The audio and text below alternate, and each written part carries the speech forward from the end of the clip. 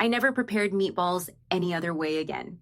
Let's start by preparing the container that will be used in our recipe, ensuring a firm base for the assembly. I grabbed a piece of aluminum foil and chose this bowl to mold. Now, I'm folding the edges well. I fold the four ends of the foil, pressing carefully to form the base. Now just lift the sides, pressing with your hands to adjust the shape. After that, I carefully remove it from the bowl, and it already holds the correct shape. I've already prepared 3 molds like this one, and now I'll set them aside to use later. Next, let's prepare the potatoes. I have here 4 medium ones, well washed and ready to be cut. I cut them into smaller, similarly sized pieces so they cook evenly. I place the potatoes in a deep pot, ideal for even cooking. I add 1 teaspoon of salt and cover with hot water until fully submerged. I turn on the heat and let them cook for about 15 minutes until they are soft. Meanwhile, I place 1.5 pounds of ground beef in a large bowl to prepare.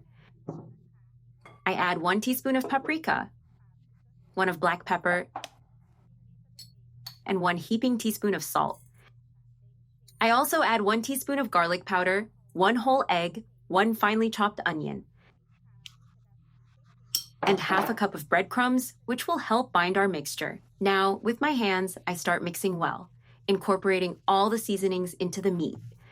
Besides mixing, I also mash as I go, making sure the seasoning penetrates the meat thoroughly. After that, I separate small portions and start shaping them into balls. I place each one on a plate and keep shaping until all the seasoned meat is used. The meatballs are all ready, and now I'll set them aside. In another bowl, I place 3 tablespoons of tomato sauce to prepare the sauce. Then, I add 2 tablespoons of olive oil and 1 teaspoon of oregano. I mix everything very well until forming a smooth, well-seasoned sauce.